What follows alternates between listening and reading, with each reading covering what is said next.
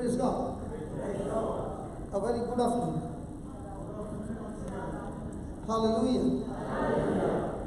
So before the break we saw the creative miracle, Hebrews 1:14 being manifested in our midst. Is that right? So let us study something more deeper, how this actually works. And when you understand how it works, you know the truth. Now you follow the system and everything works. Are you ready? So Father, here we are back from lunch, and thank you for feeding us with your spiritual food, the natural food. Our stomachs are full. Lord, it's a fight now to keep our eyes open. So here we are asking for your help and make this class absolutely easy. Practical, demonstration, manifestation, signs, wonders, and all these things. We thank you, Lord, as you teach us these truths. We will apply them and we will see the manifestation of your glory. Please make this teaching and this preaching absolutely easy, with examples, with demonstration, so that when we go out of this place, we will practice it and come back with the result.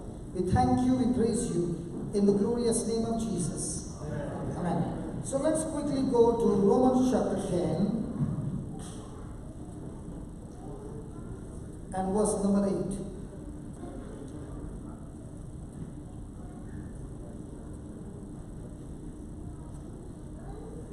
Can you read it, please? But what said it? The word is near you. The word is near you. Say that. Even in my mouth and in my... So where's the word?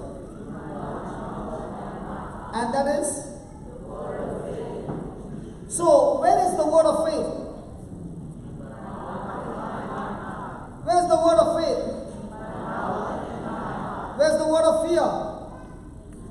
In my mouth, in my heart. So when the word of faith is in my mouth and in my heart, the word of faith will go and bring supernatural things in my favor. But from the same mouth and from the same heart comes facts or things contradicting to the word of God. Now the word of fear coming out of my mouth, from my heart, will activate destruction and chaos and curse and all these things in my life. Let's look at some demonstrations, some examples. Adam and Eve have been created in the likeness and image of God, and God has given them all dominion, all power, all authority. In the Garden of Eden, Satan comes to the scene and starts speaking words. He did not touch Eve, he did not attack Eve, he only gave her knowledge, and the knowledge contradicted God's word. Now he gave that word in such a way that Eve believed it to be true. So the words came out of his heart, out of his mouth. Eve heard it, accepted it, believed it, followed it with action. She not only followed with action, she went and gave the same knowledge and the same word to Adam. Now Adam had a choice. Should he believe what God said, or should he believe what Satan said? The moment he made a choice to believe what Satan said, that word that got activated by his disobedience to God brought the law of fear into action. From the time God created the world, the law of faith was in action. When Satan spoke the word or gave the knowledge that contradicted the word of God, Adam accepted that word and activated the law of sin and death in his life. Are we all at this moment operating under the law of gravity? Can you see it? No. Can you touch it? No. Can you feel it? No. But are you under its effect? In the same way, just as there are natural laws, there are spiritual laws. The law of faith, the law of fear, the law of sin and death, the law of life. Hallelujah. So under when God created the world, there was only one law, the law of life. What Satan spoke was a lie. Adam believed the lie, accepted it, moved into action, and activated the law of sin and death. And that's when God began to call out to Adam, which he did every day. Adam hid himself, and when God said, "Where are you, Adam?" he said, "I was afraid." So fear is not an emotion, it's a demonic spirit. And when this fear got activated, Adam lost his relationship with God. He lost his life. He became spiritually dead. His health was gone. It turned into sickness. The blessing turned into curse. Everything that God had given him was lost when Adam made a choice to believe in the lies of the devil. The same way it operates even today. Satan wants to give us knowledge, that we receive the knowledge of the world and we say no to the knowledge coming from the Bible. The moment a person has accepted it, he has planted in his heart and spoken out of his mouth, he has activated the law of fear that's going to bring destruction in his life.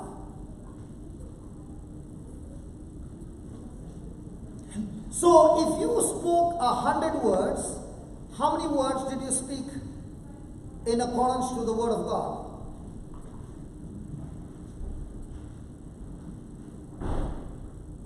And if you don't train yourself to speak according to the word of God, your life cannot be supernatural. You can come to church every day. Somebody told me, I go to church every day.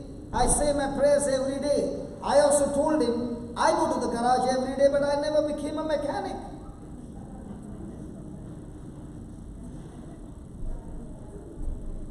When do you become a mechanic? When you start working on those engines.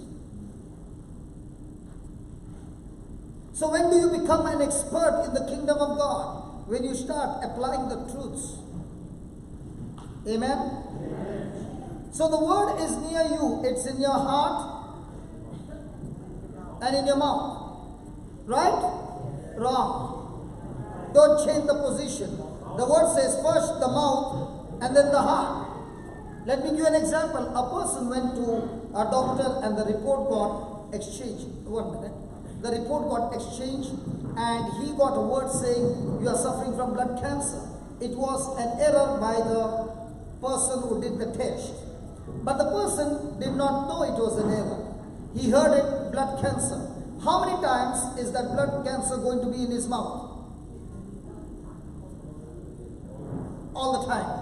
And when he's going on repeating blood cancer, will it enter his heart? After 1 week, will his health remain the same or get destroyed? Because the word that is near him is not the word of faith, but the word of fear. Yeah, you wanted to say something. Can somebody help me?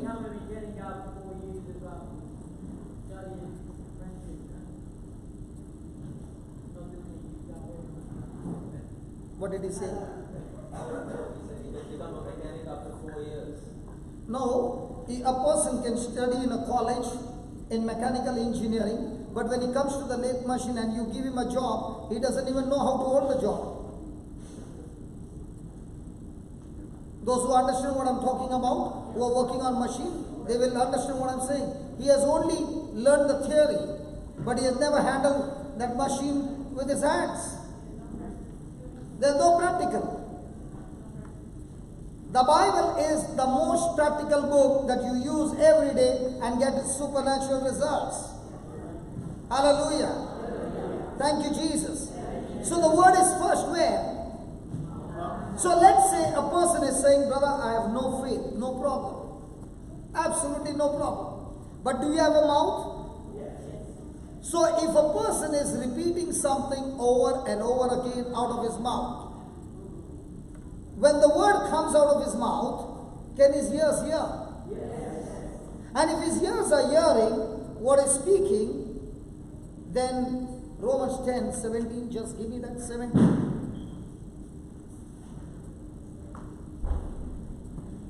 Please read it.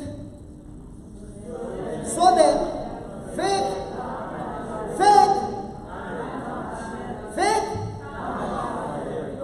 cometh how? By hearing and hearing. So faith comes by hearing and hearing the word of God. Yes or no? Wrong. He did not say faith comes by hearing and hearing the word of God, but he said faith comes by hearing and hearing by. So what is that by? Okay, when the person heard that he has got blood cancer, and that word came out of the doctor's mouth, when he left the clinic, did the doctor walk with him? Now, is he walking alone? But along the way, when he's walking, are the words of the doctor talking to him? That what is hearing again and again, even though that person is not there, is by the word. I'm talking to you. Your ears are hearing. Now when you're going out and you saw a person who is deaf, at once the Spirit of God says, did you remember what happened to your mama? You say, oh yeah. Go and do the same. Now who spoke to you? The word spoke to you. That when the word speaks to you, that's when faith is in action. I can say 100 times, by the wounds of Jesus I'm healed. But I never heard the word speak to me from inside out. Okay, let's put it this way. It's an example, please. It's an example. Hello? It is there's a tree out there right in front.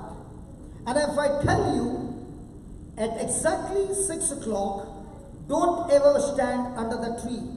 3 people died at 6 o'clock in the evening. Now at 6 o'clock, you were just passing by the tree. Will that word talk to you? Now are you standing under the tree? Why not? Because that word is talking to you, you shift away from the tree because of fear. Are you understanding? Might be after 6 months you are standing there, and suddenly you looked at the watch, 5:45. Are you going to stand there? Because that word is talking to you. That's how fear talks. In the same way, faith also talks. Faith says that the angels need God's spoken word to move into action. So now you're saying, Jesus, you said by your wounds I'm already healed.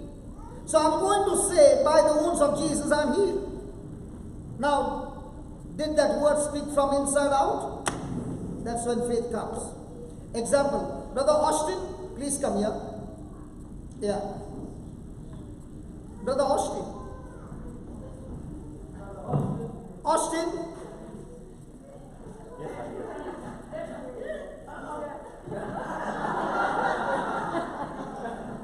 Who are you? Now, just because I looked that side, but when I called Austin, come here, why did he come? Because his name is Austin. Even though I looked in the wrong direction, did he come? Yes. In the same way, I might look in any direction. When the word speaks to me, faith comes the same way. Hallelujah. Are you following?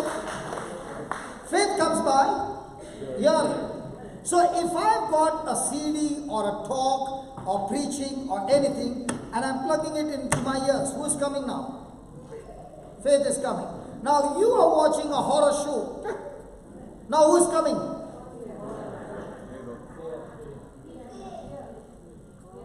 So whose word you hear, that power is coming. Did you have lunch? Yes. Hello, did you have lunch? Yes. Now what is your stomach doing? Working on that food, converting into a power called calories. And then when the calories are full, your body is moving. The fuel is getting used. And when the calories are going down, the stomach is saying, I want more food. Now when you look at me, does it look like I am without calories? Don't laugh, you come in the same category. Hallelujah. Does it show that I have been eating good food? And that's why the calories have been deposited for the future. In the same way, listen, in the same way, when a person is overeating the Word of God, his spirit is converting that Word of God into a power called faith. Now, are you eating the Word of God? How? You eat your natural food with your mouth. But Romans 4:10-17 says, you eat spiritual food, that is the Word of God, by your ears. So from morning, you have been doing what? Hearing. So what have you been feeding? The Word of God. Now what is your spirit doing? Converting that Word of God into a power called faith. Now you heard everything, and my brother, when he was moving out, he met another person and he asked him, are you going to lay hands on the sick? And he said, yes, surely. And that other person says, be careful, that sickness might come on you. Now he's about to go and lay hands. Is that word going to talk to him? Yes. So now is he going to lay hands, or is he going to put his hands in his pocket and pray?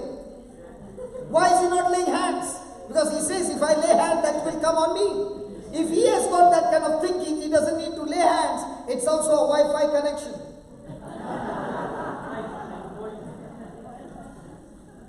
I'm telling you because this happened to me. I was just 1 month in the Lord, and I was laying hands, casting out demons, and some of the elders came and said, be careful, that sickness will come on you. So I went back home, read the whole New Testament, and I found the truth. John prayed over a man who was blind, and John became blind. Poor Peter, he prayed over a paralytic, and he came back home. And who was that? Philip. He prayed over a person who was mad, and Philip became mad.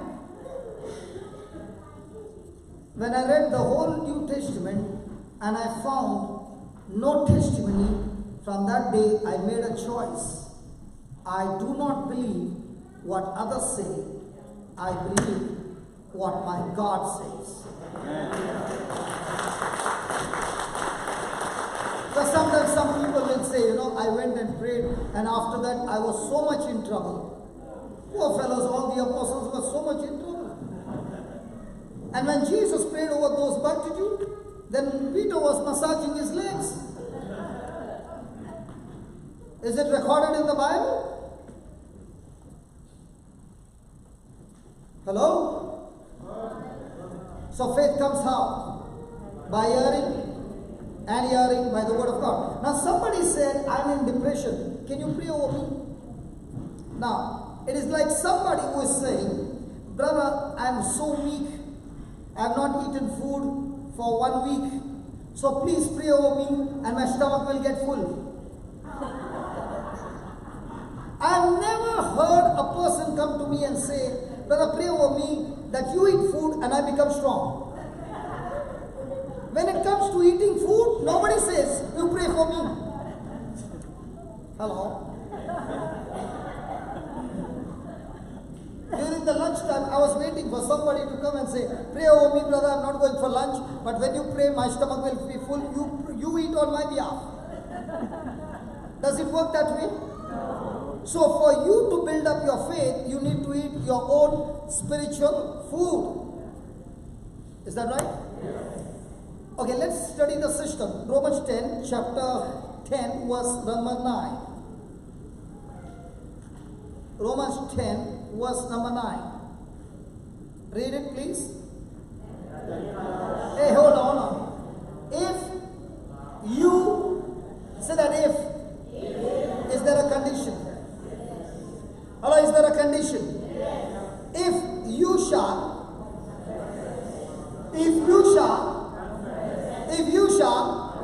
confess what? With your mouth what? That Jesus is Lord, and believe in your heart. Hey, believe in your heart or believe in your mind? Mind. Mind. Mind. Mind. No. When he said believe in your heart, what's the difference between a person believing in the mind and believing in the heart? Yeah.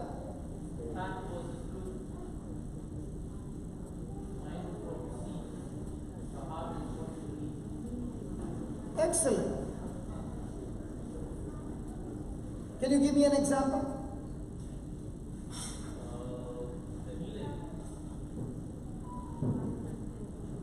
Okay, let's have a demonstration to what you say. Is that the Bible? Oh, it's a purse. It looked like a Bible the way you were holding. You were holding so tight, I thought it was a Bible. It is a purse. But some Bibles have got leather bound, so I thought it is leather bound Bible. Anybody having a Bible? Yeah, come here, baby. Is that your Bible? It's your father's Bible. The family Bible. Okay, let me not open my mouth. Okay, is this a book? Are there some pages? Yes. Can you feel them? Yeah. Can you read what's there? Now she's saying, this is a book, there are pages, and she can read it. Yeah. Now all that she said was faith or facts. So did she believe from her mind or from her heart? Now let's check whether she believes from her heart. Don't look at that. That can't come to your rescue now. Give me John 1:14. Okay.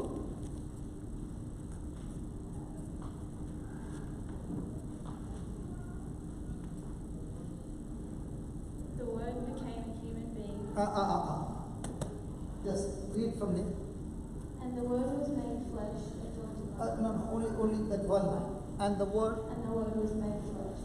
And the Word was. Made flesh. And the Word was made. Made flesh. Flesh or book? Flesh. Book. Flesh. This is the Word of God. Yeah. And it's a book.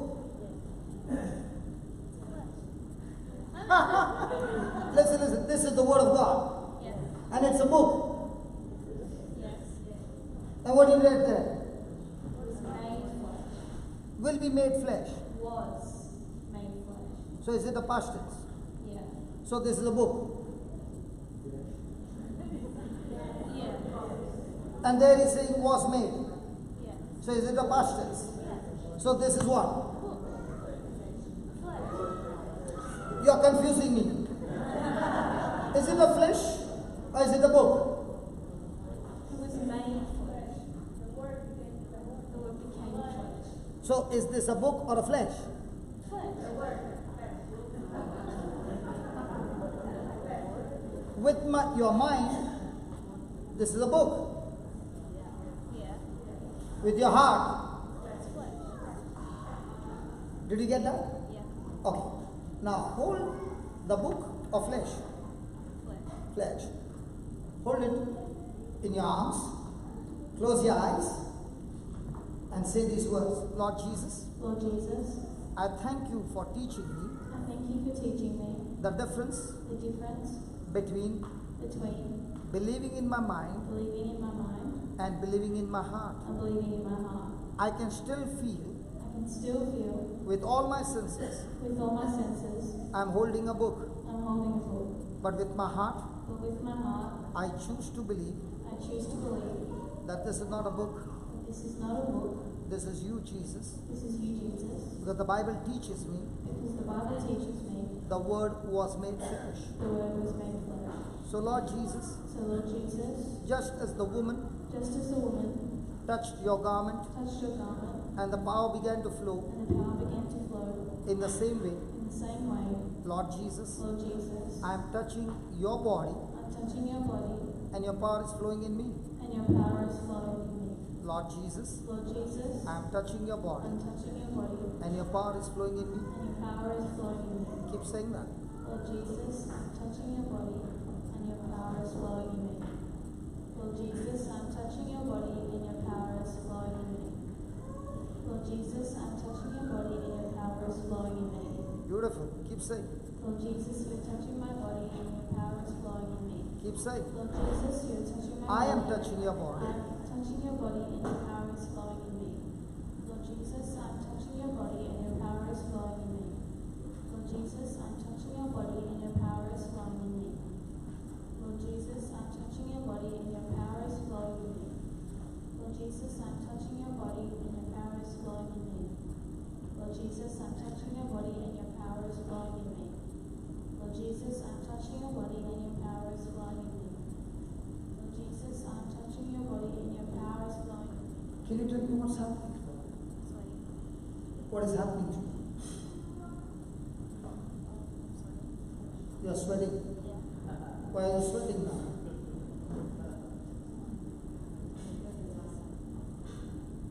Your whole body has become hot. Now watch this. Yeah, brother, who had a problem in your arm. Please come here.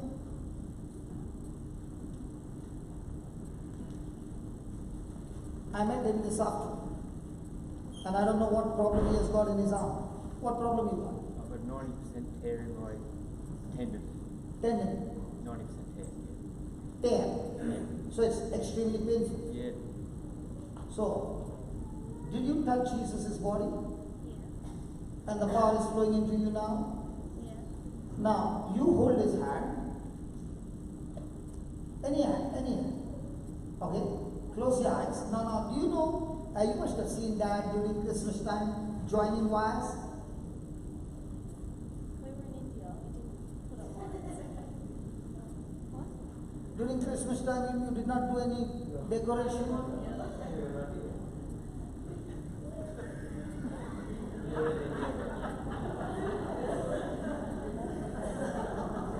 You have never seen wires joining?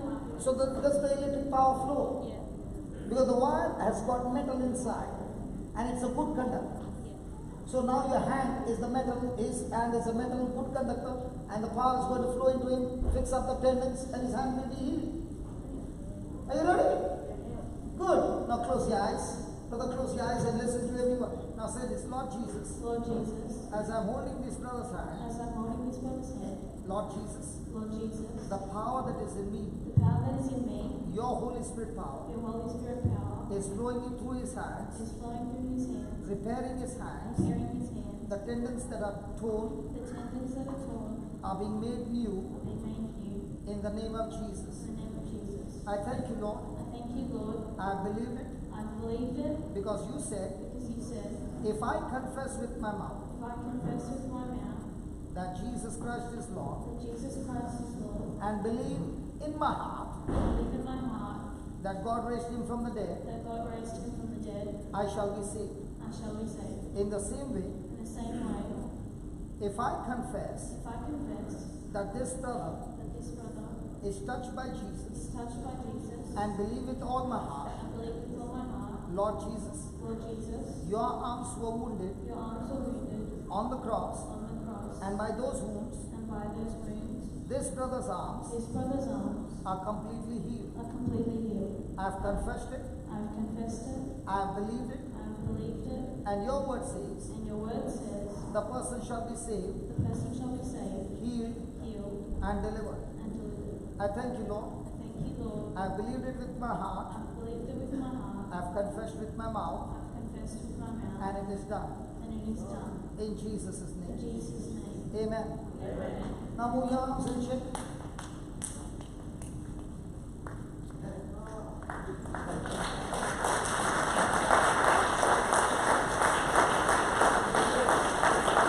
Look at the way it's shaking. And how long did you have this problem? 3 weeks now. 3 weeks. I had to get surgery. You needed a surgery. Yeah, did surgery. Yeah, I did not know you were a surgeon. Thank you.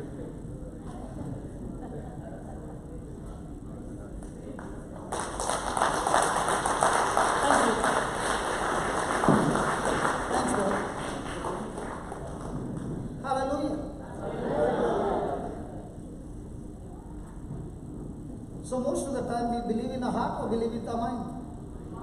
Maybe how many times you have picked up the Bible believing it's a book? All the time.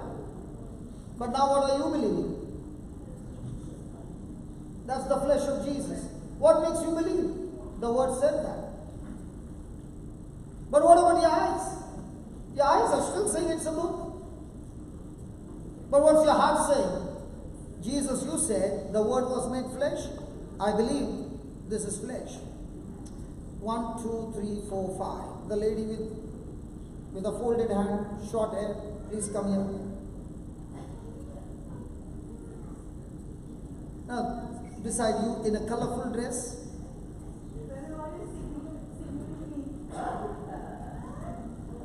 What did she say? Why are you singling her out? Sorry? Why are you singling her out? Sickling is. I never pulled you out. The Lord said, call her. You still have the freedom to go back. But if He has told me to call you out, there's a reason why, and I don't know why. When she was speaking those words, did you say, Jesus, I want what she got? When you saw that healing take place, okay, that very moment when you saw her, you said, Lord, I want what she got. Did you say that? I was thinking about my Bible, which is sitting under my coffee table. Hey, one. Please come. Sitting, the Bible is sitting where? Under my coffee table, Okay. gathering dust. And then? And I was thinking about my Bible. And then?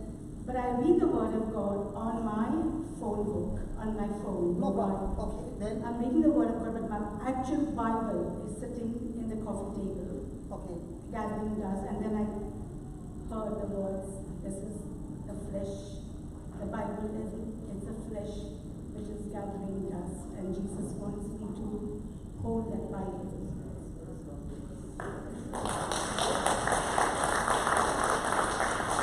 And when you saw that healing take place, you also said, Lord, I want to do the same.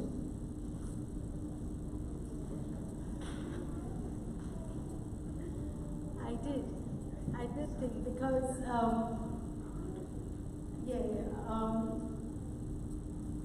I did want to do it like that, yes.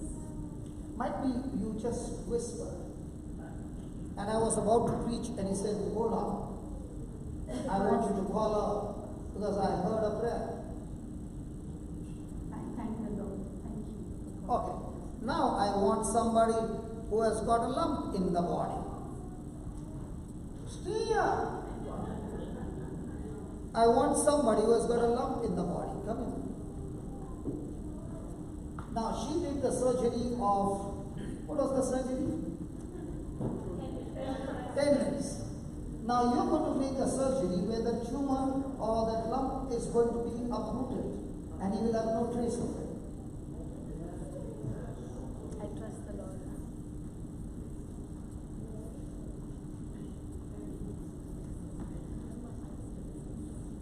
can you make a commitment to God and say, Lord, you teach me, and from now on, my whole body, my whole life is for you. I don't know who you are. He just looked and said, call. Are you ready to give your life to Jesus? You know, as I'm talking to you, there are many answering the same question and saying, Lord, I am also ready. Is that right? Yes. Can you see that beautiful lady on the second row? Come here. Yeah, you. Aren't you beautiful? Come on. Good. You know, brother, when we were talking to your mama, this lady was there in pain with both her knees damaged. And when mama was speaking the words, she put her hand on her both knees and spoke the same words. The mama started walking and she said, I saw her, I did exactly what she did, and my both the knees are healed. Yes. You know, when the Lord called you here, and those who are sitting on that side, this is open for everybody who is willing to believe with their heart or mind. And might be somebody saying, I did not get a chance to attend this meeting. But what is being recorded, and the person is saying, Lord, I too want to believe it.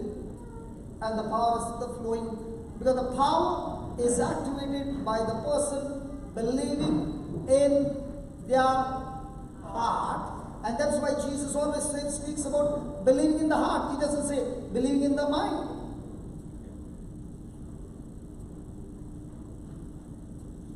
So, shall we kill him?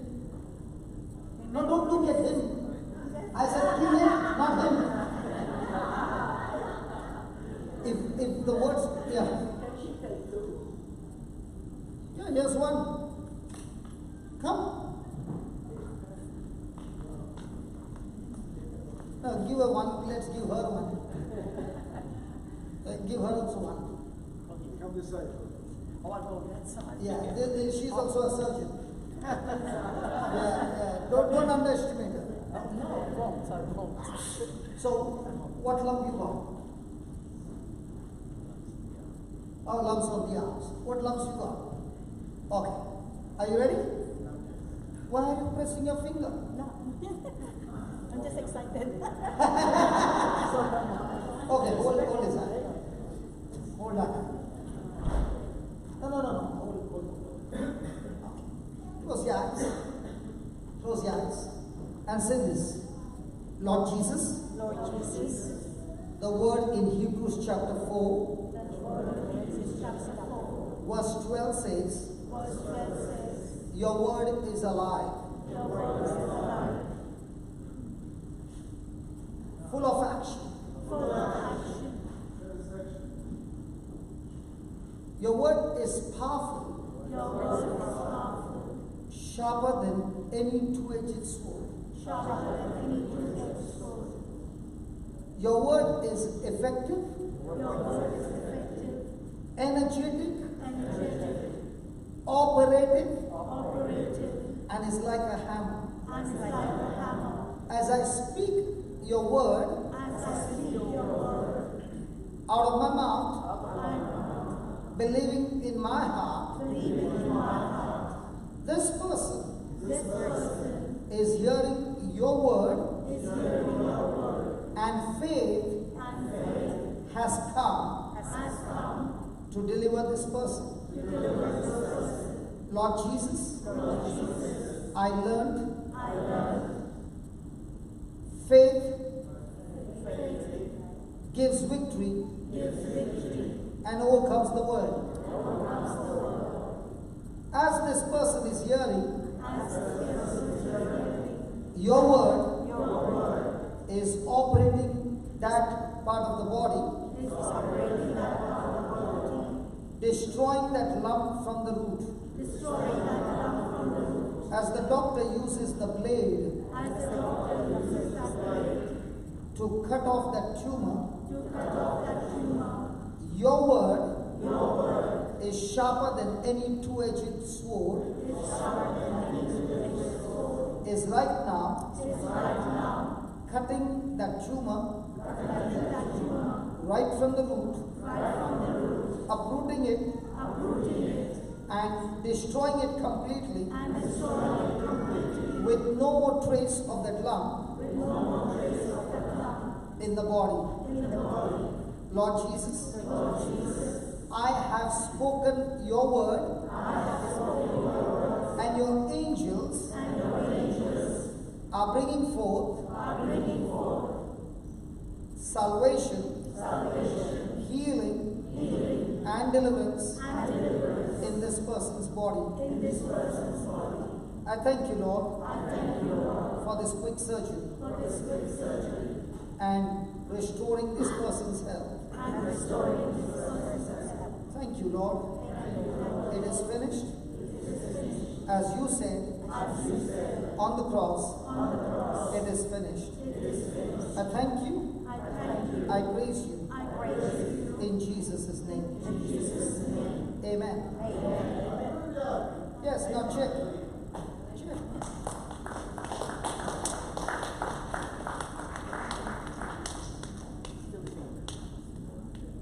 Is the lump there?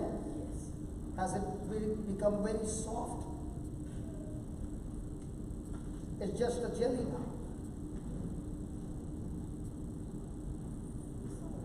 Very soft.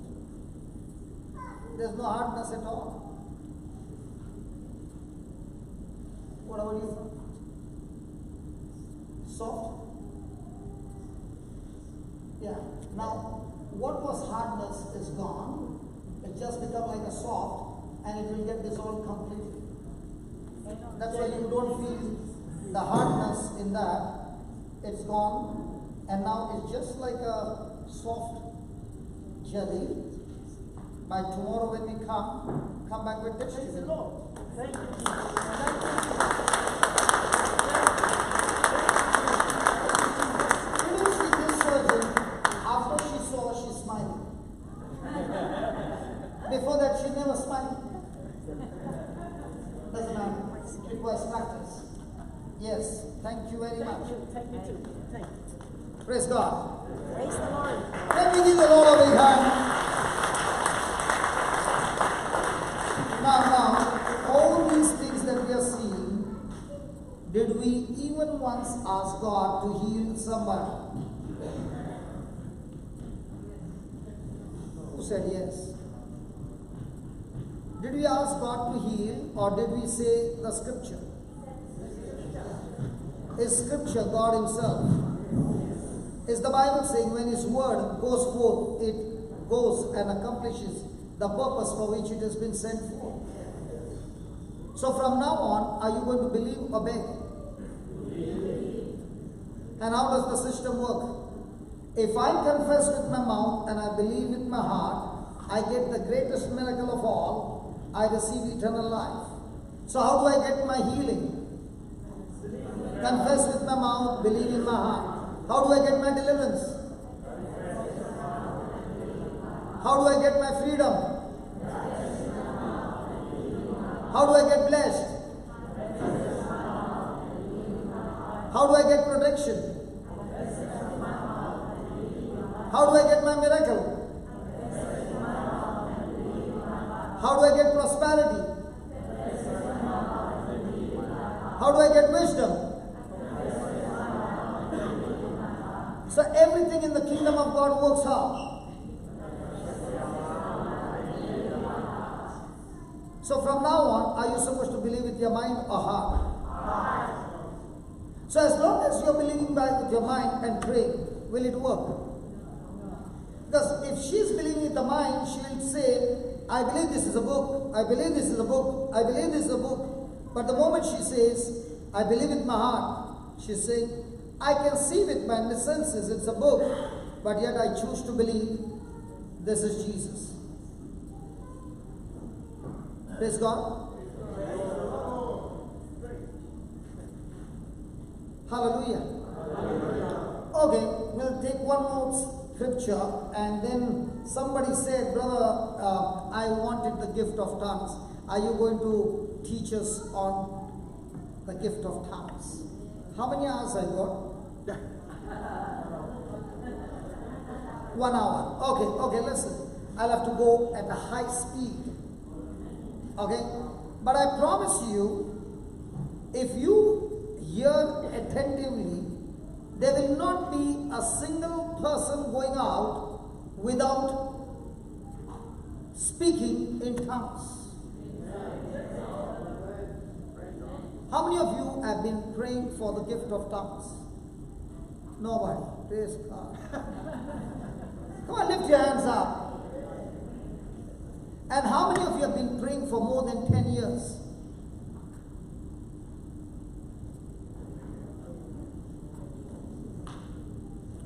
Okay, I saw your hands, and I'm going to call you first, and you will be the first ones to speak in tongues. Hallelujah. Okay, now, somebody will say, I've never heard what is this tongues all about. So let's go to Acts chapter 2, verse number 1, 2, 3, and 4.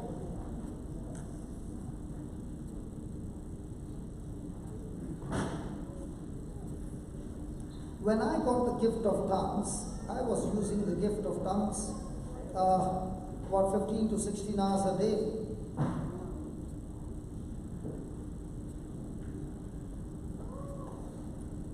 Praise God.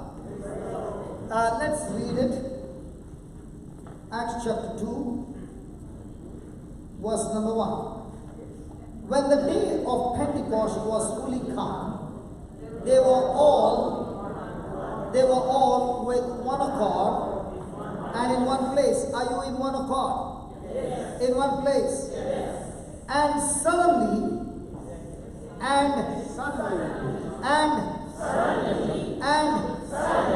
that brother was sitting there, and suddenly I called him. That baby was sitting there, and suddenly I called her.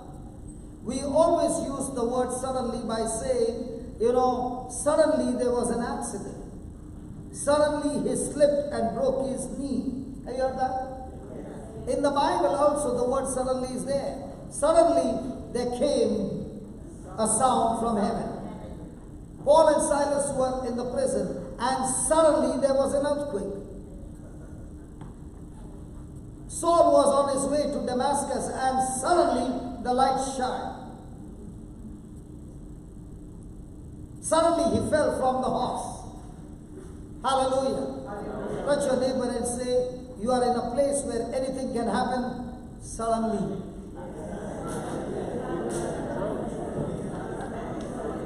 The mama this morning came, and suddenly she got brand new knees. She was putting a hearing aid and she could not hear me, and suddenly her ears opened. Suddenly. And suddenly somebody started laughing. I hope the joy doesn't take you, because when the spirit of joy takes over, the person can't stop laughing. And I had a situation where this lady did not stop laughing for 2 days. She did not eat food, she did not drink, she was only laughing and laughing and laughing and laughing for 2 whole days. I was in a college in down south in Madurai, and I finished the anointing session and I went to Kuwait. And after 36 hours, they tried to trace me, where did I go? And they found that I'm in Kuwait, and they called me and they said, there are 8 girls from the hostel, they have not stopped talking in tongues.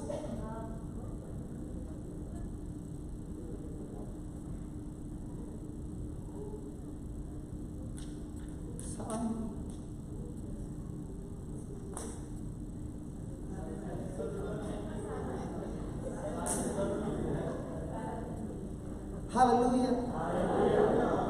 Thank you, Jesus. And And suddenly there came a sound from heaven of a rushing mighty wind, and it filled all the house where they were sitting. Praise God. There was a mighty rushing. Come on, there was a mighty rushing. Absolutely wrong. There was no wind. There was a sound of a mighty rushing wind. And that's why many of them will say, I felt the breeze. Okay, you felt the breeze. What if you did not feel the breeze? But the Bible doesn't say there was a wind. There was a sound of a wind.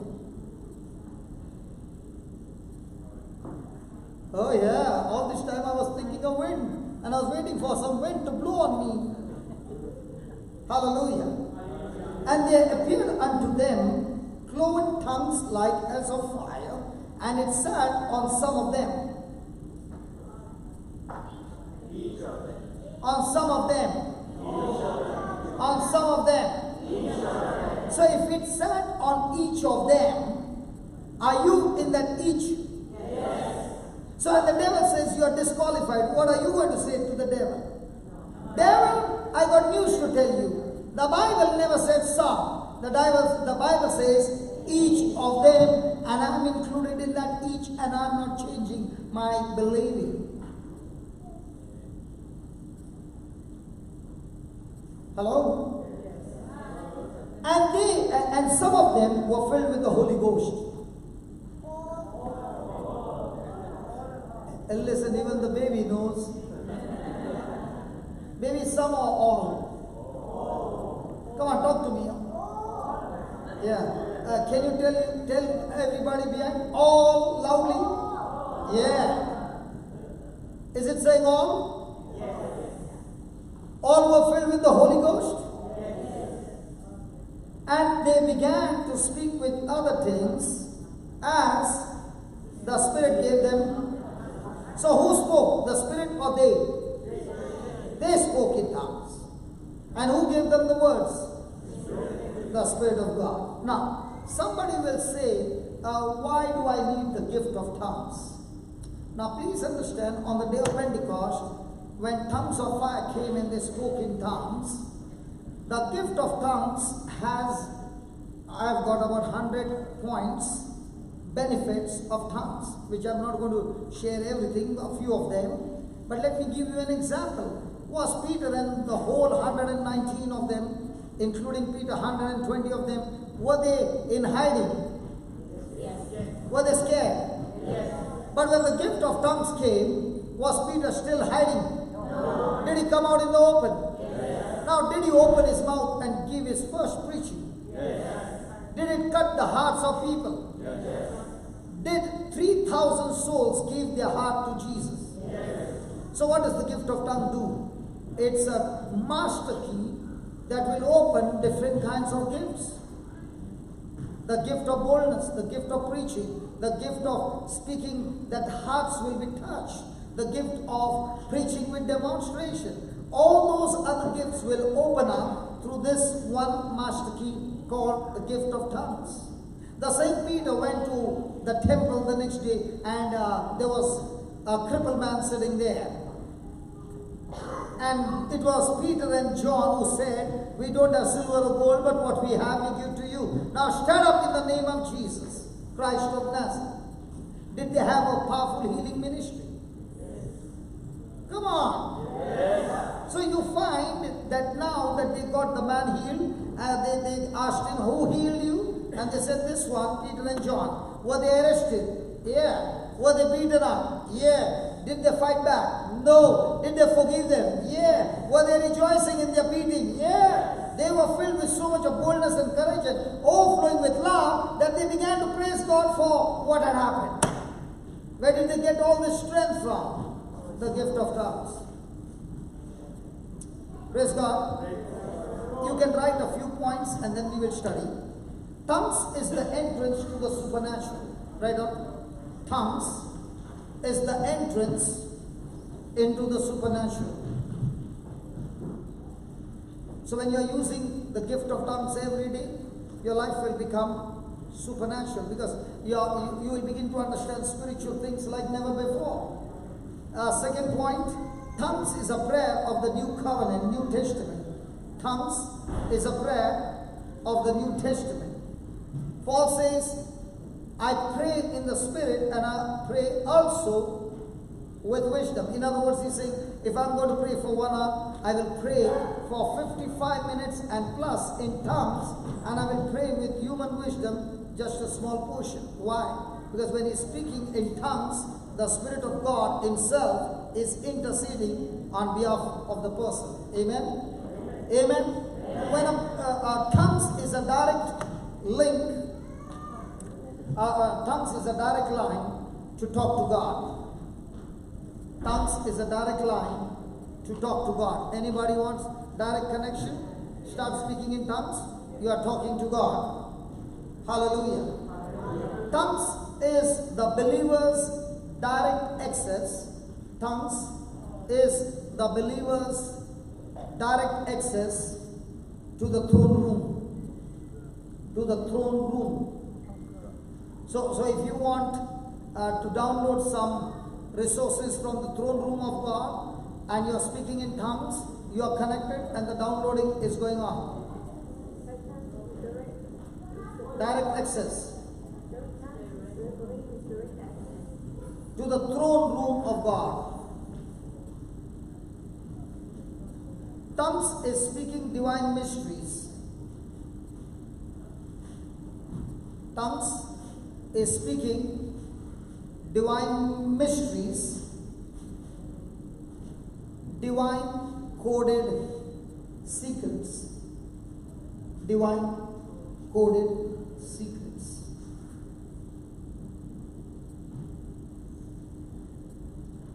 Tongues is drawing secrets. Tongues is drawing secrets to life's complicated issues. To life's complicated issues. So if you're going through some issues in life and you don't know what to do, when you speak in tongues, you will receive the secret how to get out of those complicated issues. Praise God. Hallelujah. Tongues is prophesying. Tongues is prophesying your God-ordained future. Tongues is prophesying your God-ordained future.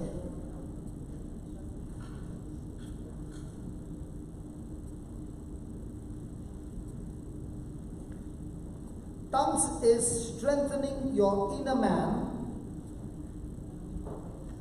Tongues is strengthening your inner man with might.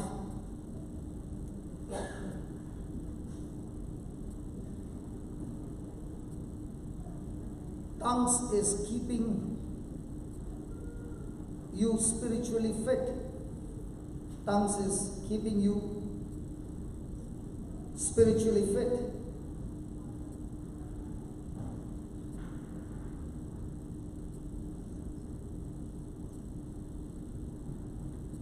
Tongues is pulling you from the past. Tongues is pulling you from the past into the future.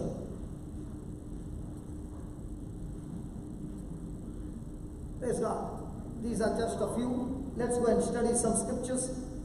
Now, when you wrote those, how many of you are excited that I should get this?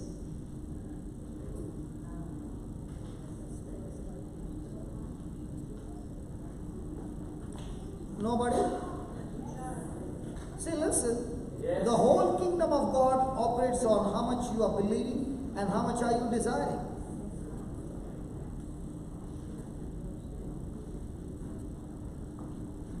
You know, when I went for the retreat and the priest was saying, don't ask for anything but ask for the anointing of the Holy Spirit. Well, when the Holy Ghost comes on you, after that your life will never be the same again. So when I was small, my mom always used to wear a sari. Do you know a sari? And they have those pleats. And I would want some money for my kite flying. So I would go to my mom and sit on the floor and hold those fleets and tell her, until you give me that money, I will not let you go. So if mom takes one step back, the fleet comes out. Are you understanding? So when the priest said these words, I got in my mind and I said, God, I don't know whether you got fleets or not, but just like I caught hold of my mom, I won't let you go till I get the gift of the Holy Spirit. And the next moment, when the prayers began, I began to speak in tongues and it did not stop for 15 hours. So it's all going to depend on how much are you hungry and thirsty. Hallelujah. Hallelujah. So let's go to 1 Corinthians chapter 14 and verse number 2. 1 Corinthians 14 and verse number 2. Are you ready? He that speaks in an unknown tongue, he that speaks in an unknown tongue, speaks not unto man, but unto 14:2. 1 Corinthians 14:2. When nobody responded, I knew something was wrong.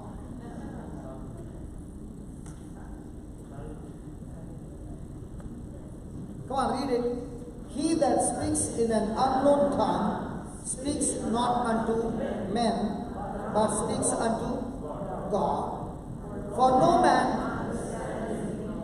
however, in the spirit he speaks. So when a person is speaking in tongues, is he talking to you or is he talking to God? And what is he speaking? And what's a mystery? Something that is a secret, something unknown, something hidden. Praise God. Now let me give you an example. Before I came here to preach to you, I preached the whole sermon in tongues. So what God has to give you, I've already finished my preaching in tongues.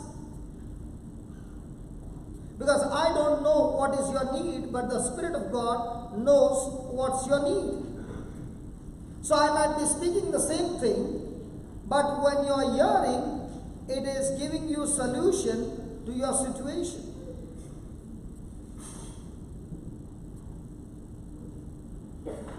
Now, when I spoke in tongues, if I come here and speak in tongues, will it profit you? No, because you did not understand. Then why do I speak in tongues? The same chapter, verse number 13. Verse number 13. Therefore let him that speaks in an unknown tongue pray that he may translate.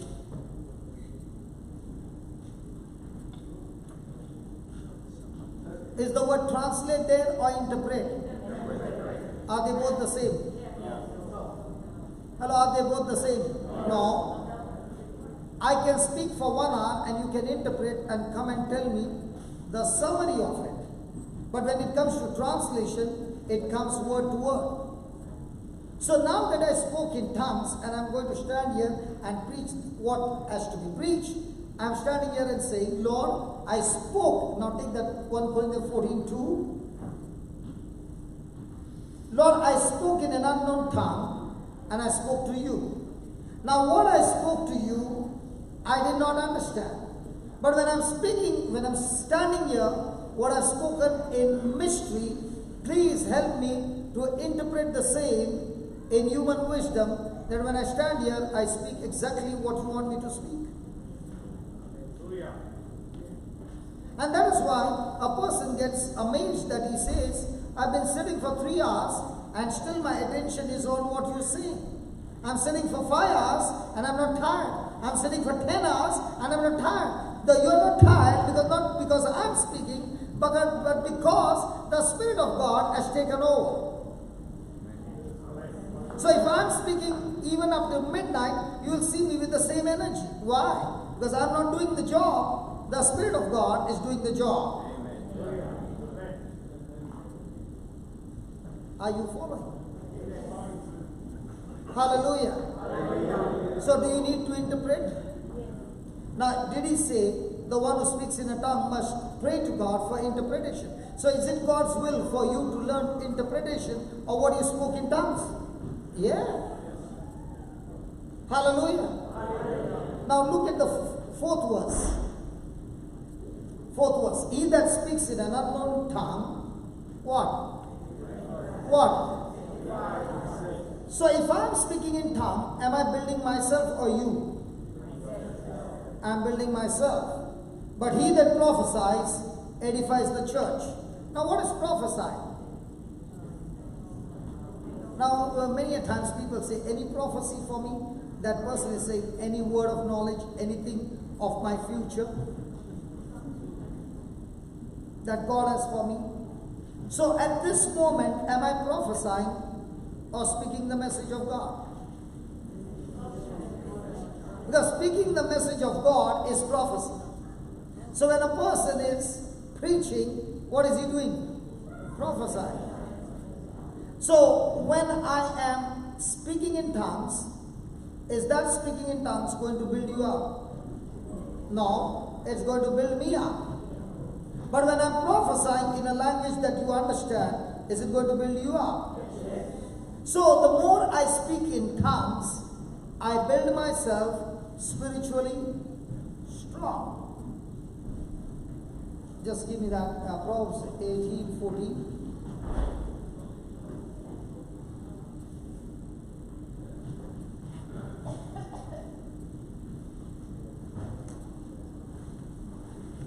Now, this Bible says the spirit of a man.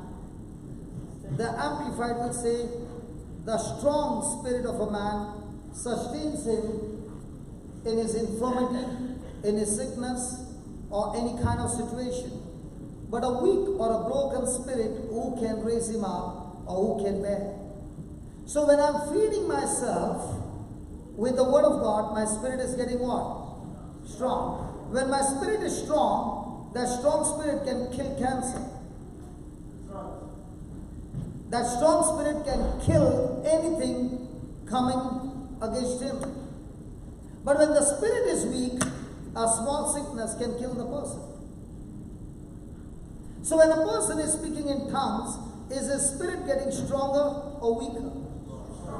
So the more you speak in tongues every day, your spirit is so strong, whatever has been clinging on to you from Satan cannot have any grip on you. The grip will begin to get loosened up, and you will not only be set free, you will go around setting the captives free.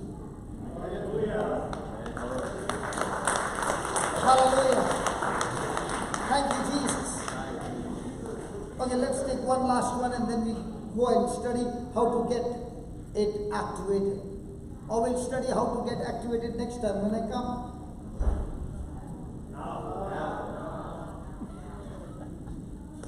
That brother at the corner, he said, brother, don't take so much of pressure, you can teach next time. Right here, right now. Hallelujah. Okay, last scripture and then we learn how to get it. Okay? Okay, let's go to Romans chapter 8:28.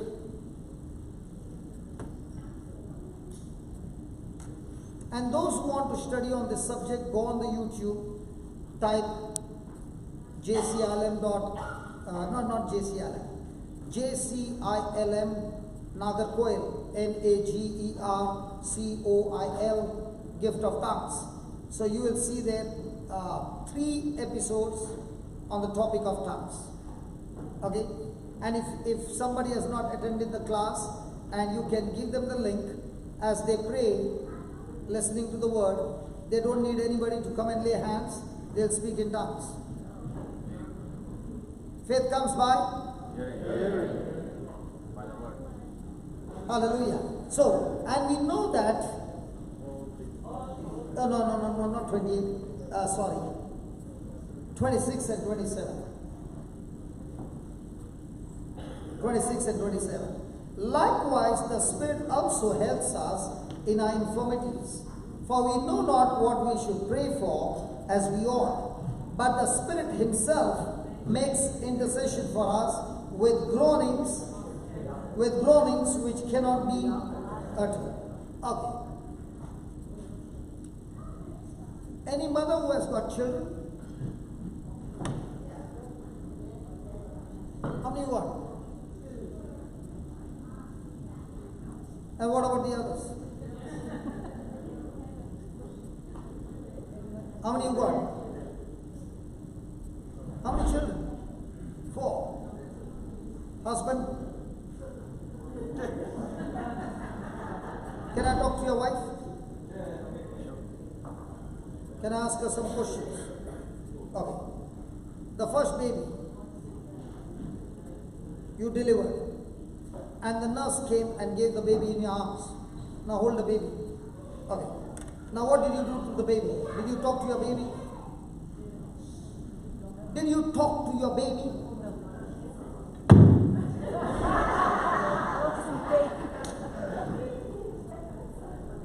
I was crying.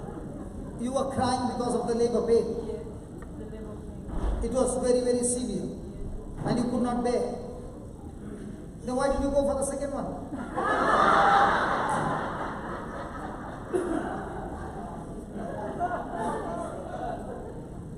And then the third one. Then the fourth one. And today we got a lecture on that. So now comes the fifth one. Okay. Now, you got the baby in your hand. Say the next thing. Did you talk to your baby? Husband, she has forgotten it. Okay, let me ask some young woman. You got babies? Okay, no problem, you have. Did you speak to your baby? What did you speak? Hello, good afternoon, and what else? I love you. Okay, I love you, baby. Then, you are beautiful. That's this how you talk? Any grandma. When you take your grandchild in your arms, did you talk to your grandchild? Yes. How did you talk? Hello, darling.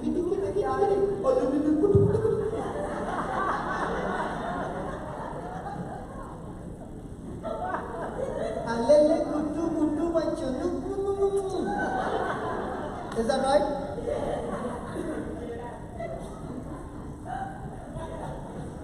And now the latest model, how will she say? Hey baby!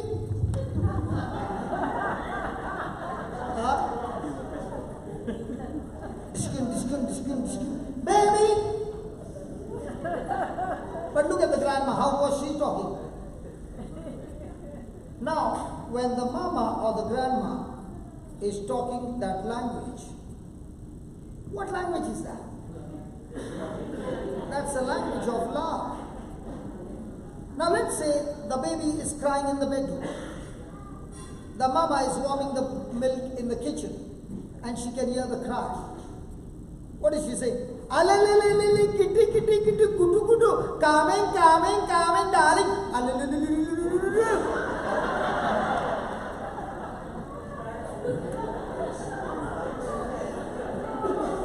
Now, is the mama talking to the husband the same way? Coming, darling. The husband might faint. Hallelujah. Now. As soon as the baby hears that voice, is the baby quiet? So does the baby understand the mama's language? And does the mama understand the baby's language? Have you heard the baby speak? Na na na ma ma ma ma. Na na na na na. And might be you are speaking English and you're saying, how come the baby is speaking Spanish?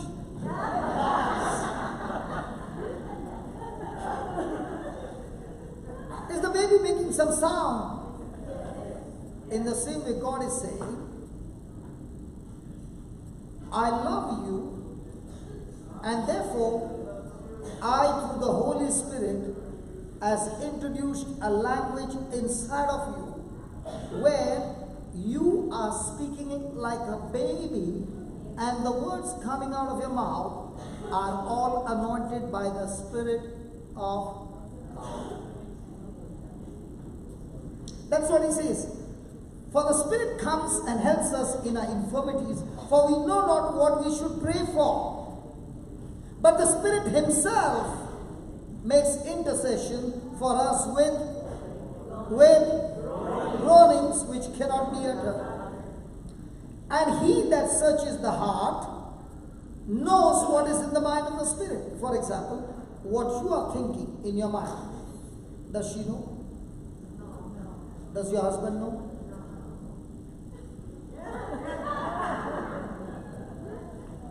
I'm saying what you're thinking in your mind, does your husband know? But does your heart know? Praise God. Now, have you ever been angry? Really? You don't look like it. Have you been angry? So in anger, did you speak the right words or the wrong words? And when you spoke the wrong word, what did he say? Oh, that's what you're thinking about me? How did he come to know what you're thinking? By the words that came out of your mouth. Right? But if the words are not coming out of your mouth, what you are thinking in your mind, does His Spirit come to know? But what about your spirit? Yes. Yes. In the same way, what God is thinking in His mind, does His Spirit know? And where is His Spirit? In us. So when He's using my vocal cords to speak words, He is making me speak words according to the mind of God. Woo! Hallelujah! And when you are speaking in tongues, the devil who has made all the plan to fix you up, he is just standing there because he can't understand what you're talking. It's a secret language between the children and the Father. And Satan is paralyzed. He doesn't know what to do.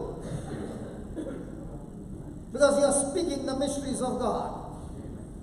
And that's what he says. He that searches the heart knows what is the mind of the Spirit, because he makes intercession for the saints according.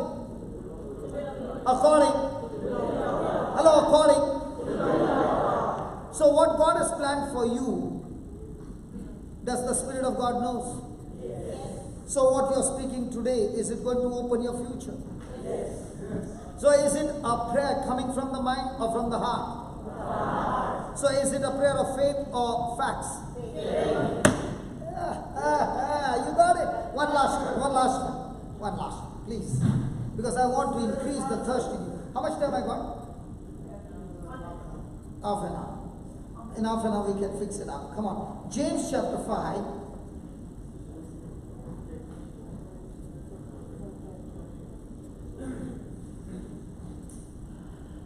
Verse number 16. Please fasten your belts because we are all going to take off now. Hallelujah. Verse number 16. Confess your faults one to another and pray for one another that you may be healed. The effectual fervent prayer of a righteous man availeth much. Elijah was a man subject to like passions as we are, and he prayed earnestly that it might not rain, and it rained not on the earth by the space of 3 years and 6 months.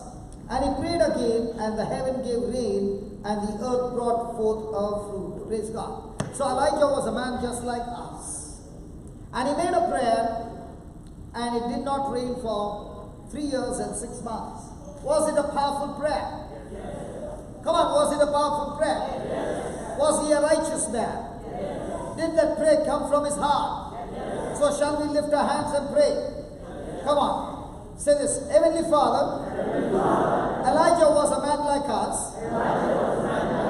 And he made a prayer of faith. And it did not rain for 3 years and 6 months. In the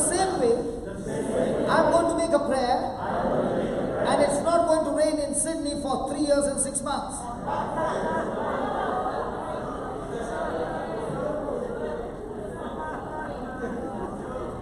Now they don't want to say that.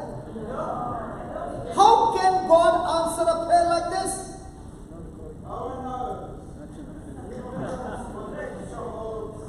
Will God stop rain? Then how come it worked? Because when Elijah made a prayer, he prayed according to the word, which said, when your people go after false God, you said, I will shut down the windows of heaven. And Elijah said, these people have gone after the God called Baal, and how come it's still raining?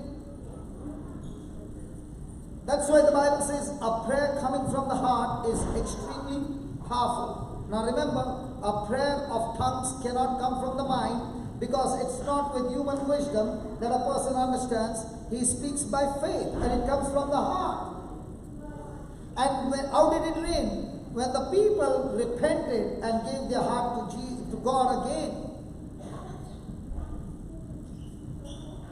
Elijah said, God, when your people repent and come back to you, you said you will forgive them, and once again open the windows of heaven, and it began to rain.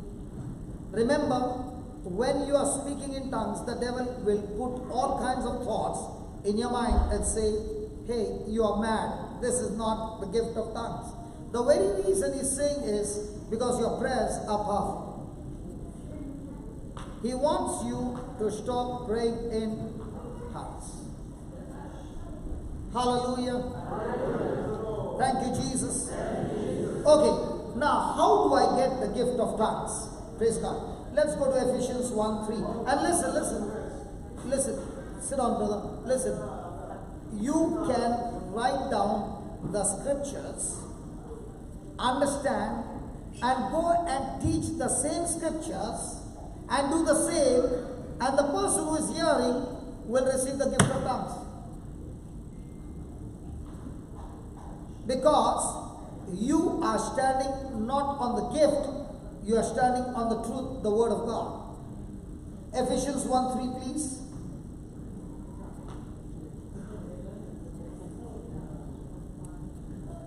Blessed be God and Father of our Lord Jesus Christ, who will bless us,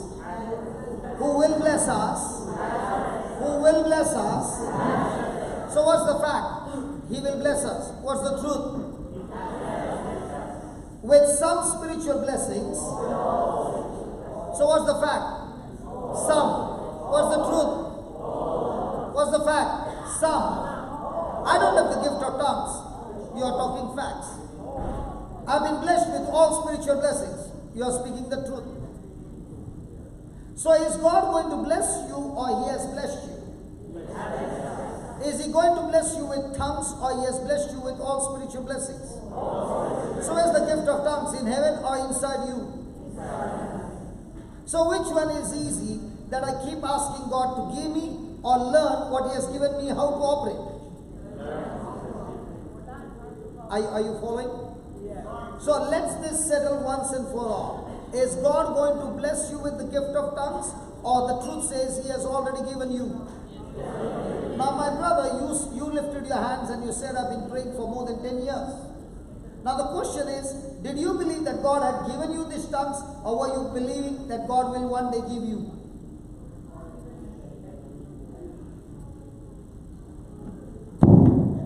Say that again.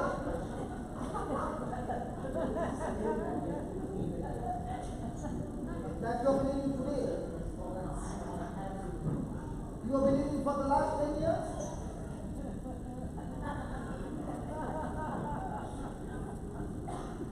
Okay, I'm going to call you first. And I'll show you the difference. See, we are here to learn, right? This is the place where we make all the mistakes, no problem. Because if you might be saying, I'm the teacher, you're absolutely wrong. I am also a student like you, learning under the school of the Holy Spirit. Now when he is saying that God has already given him, then by now it should have been operating.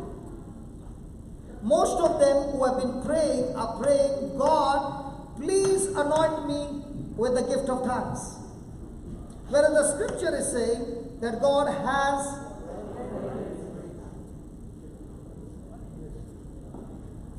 Are you following? Okay. So is God going to give you spiritual gifts, or He has given you? Yes. Okay. Mark 11:24.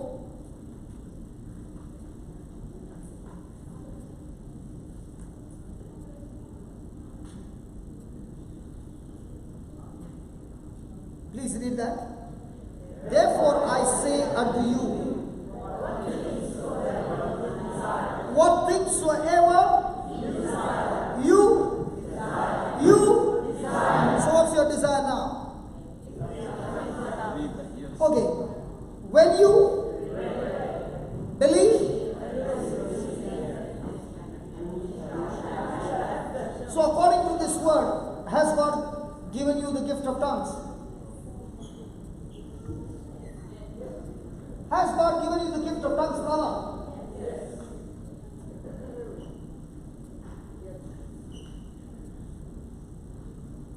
Do you believe God has given you?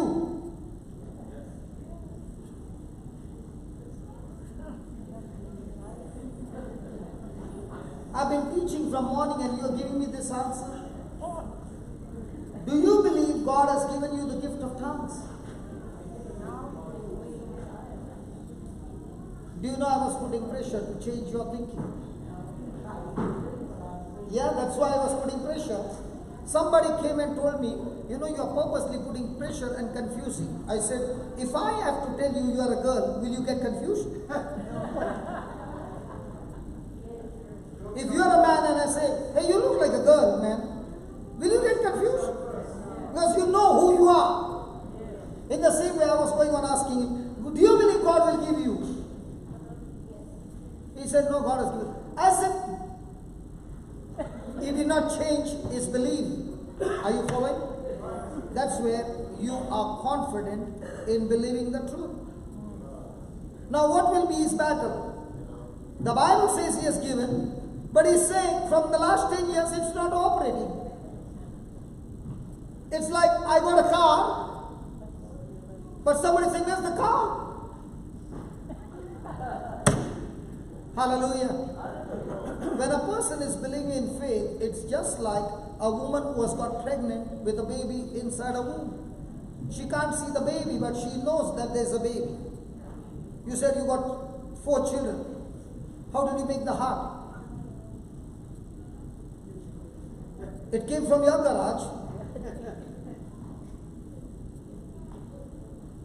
Nobody knows, but everybody knows. The seed which the woman has, which the man has the potential to reproduce every organ perfectly. And all that they have to do is get the process started. After that, the process takes over and she doesn't even know how the heart came, how the lungs came. When the baby came out, all that the grandma is saying, look at the nose, it's like a grandpa.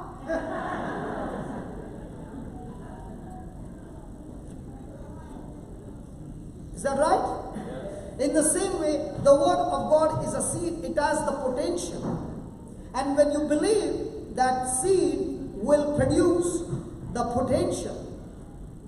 So according to this word, is God going to give you the gift of tongues, brother?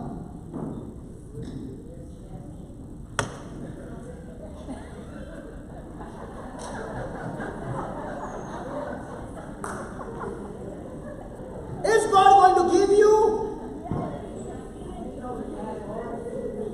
That's called a faithful wife, prompting over and over again. Don't say he's confusing you. Say he has given. She's prompting, and you're saying, no, I will not agree with you. How many times she gave you the answer? That's why God has given us smart women. Hallelujah. So is God going to give, or has God given you? God has given you. Okay.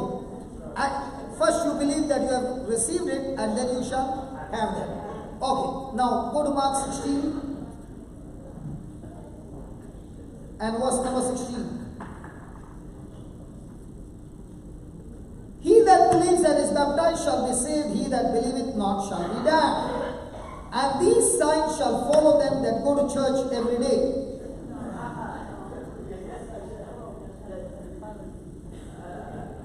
These signs will follow them that pray every day. These signs will follow them that read the Bible every day. He said these signs will follow them that in my name they shall cast out devils, they shall speak with. So do you believe in Jesus? Then is it your birthright to speak in tongues? Have you ever seen a person going out in the sun and the shadow doesn't follow him? He should be a ghost then. If he is a human being and is walking in the sun, the shadow will always follow him. In the same way, when you believe in Jesus, you shall speak in tongues, you shall cast out demons. Even if you drink any deadly thing, it shall not hurt you. Praise God. And when you lay hands on the sick, in His name, they will surely die.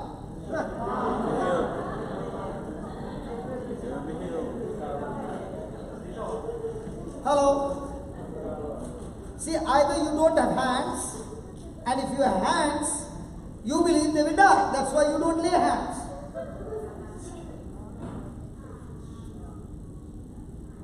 Hallelujah. So did Jesus say lay hands on the sick? Yes. Do we do that? Yes.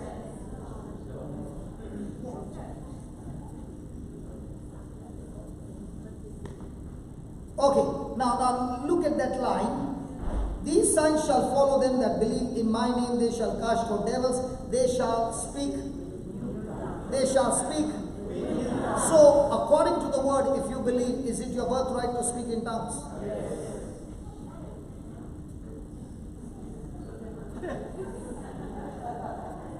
Okay.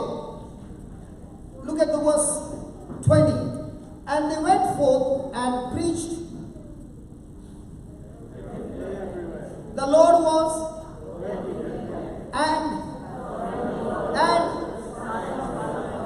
and confirmed the word how? So they went and preached everywhere. What am I doing? Preaching everywhere. And the Lord.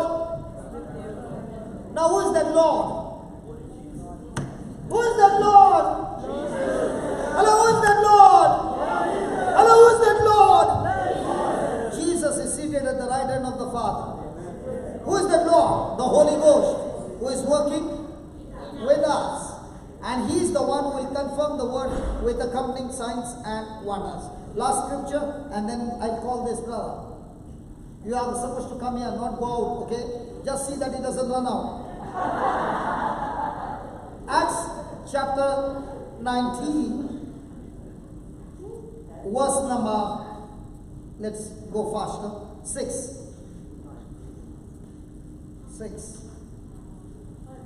Please read it. Brother, come here. With Paul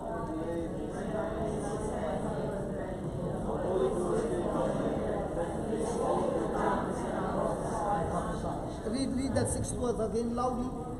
And when Paul had laid his hands upon them, the Holy Ghost came on them, and they spoke in tongues Then? and prophesied. And then? And gave them, and all the men were about 12. So all the 12 got the gift of tongues? I believe they. Okay. So when did the Holy Ghost come? Don't change the scripture. When did the Holy Ghost come on those people? I said, when did the Holy Ghost come? In the upper room.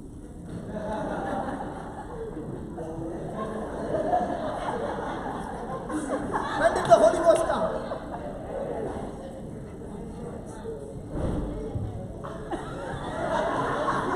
Okay, give him the scripture.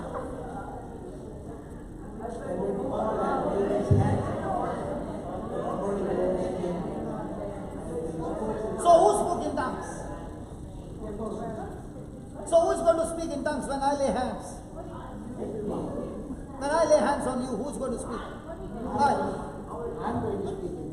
Okay. Now, is God going to give you tongues? Come on.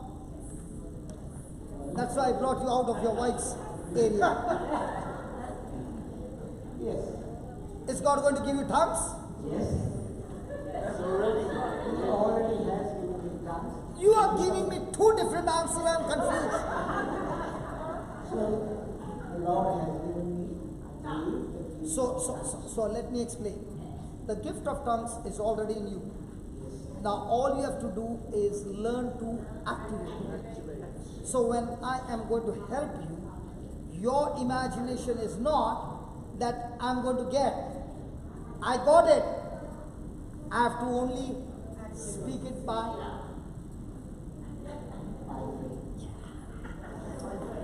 Done? Done? Okay, now watch this.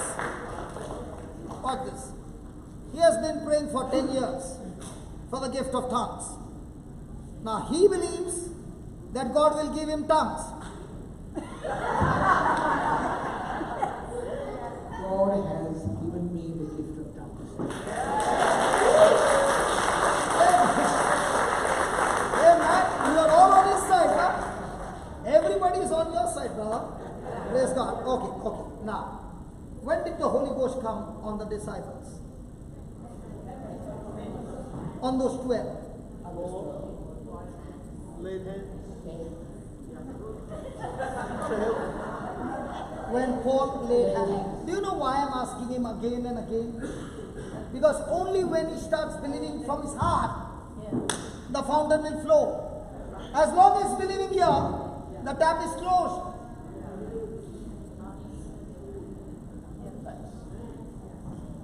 Okay? So your job is to believe God has given you. Okay? And now that it is given, the person who speaks in a tongue, does he understand what he's speaking? No. So when you are going to begin to speak hallelujah, for example, hallelujah, hallelujah, hallelujah, don't concentrate on hallelujah. Keep thinking that I have the gift of tongues and the Spirit of God is going to give me utterance. Suddenly your tongue will be out of control and the words will come out new which you don't understand. So get on to that word and then the fountain begins. Hallelujah. Did you get that? Yes. Close your eyes. I want you to watch and then I pray for everybody without laying hands and everybody speaks in tongues. Are you ready? Yes. Close your eyes. Say this. Listen to what I'm saying. Heavenly Father, I thank you, I praise you. Heavenly Father. No, you just listen, okay? And I thank you, Lord, that this brother believes your scripture, that he has already been blessed with all spiritual blessings. Lord, he already believes that all those who believe in you, these signs will follow them, that they shall speak with new tongues. O Spirit of God, all this time, it was his wrong thinking that stopped him from receiving, but the truth has set him free. Just as Paul laid hands, in the same way I lay my hands on this brother. Now open your mouth and start speaking. Lord, no, start speaking in tongues. Start with hallelujah, hallelujah. Hallelujah, hallelujah, hallelujah. Lord, as he's speaking, O Spirit of God, take charge over his tongues and let the words flow. Thank you and praise you, Almighty God, in the glorious name of Jesus. Keep speaking. Keep speaking.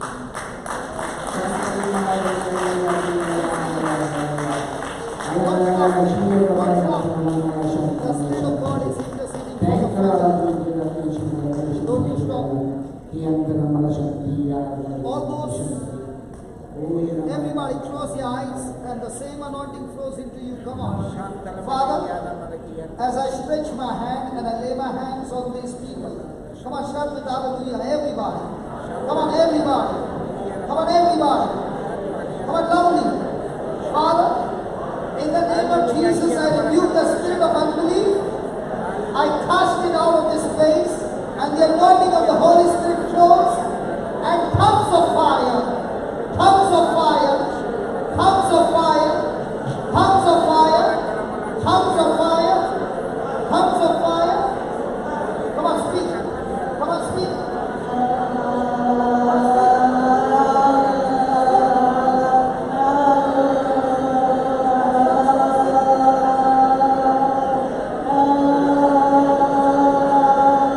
Everybody, open your mouth and speak by faith. Tongues of fire.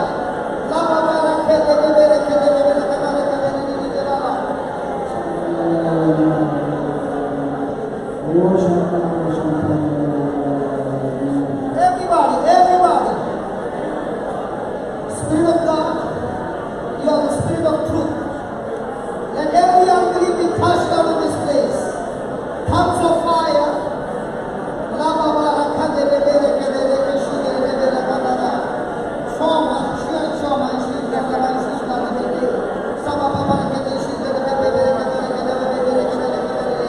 Lord, open up new charisms, new gifts. New charism, new gifts be activated. Oh Spirit of God, the healing ministry, the preaching ministry, the deliverance ministry, the service ministry, the heart of a servanthood, the spirit of boldness, the spirit of courage.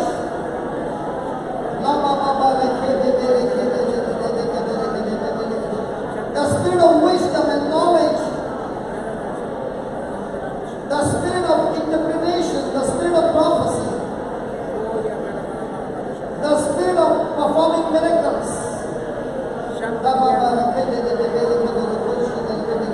The anointing to study the word like never before.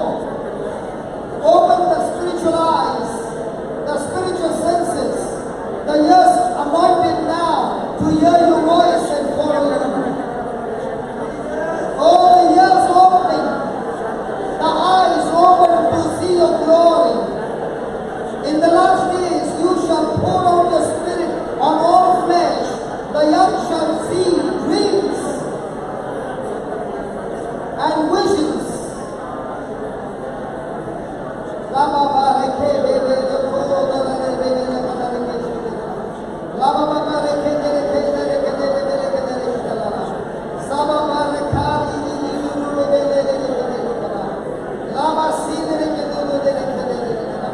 The Spirit of God intercedes because He knows the mind of God and intercedes according to the will of the Father. The prayer of tongues comes from the heart, and the prayer is an effective prayer because the prayer coming from the heart of a righteous man is effective and powerful. Right now, as you are speaking in tongues, pray to God for the gift of interpretation.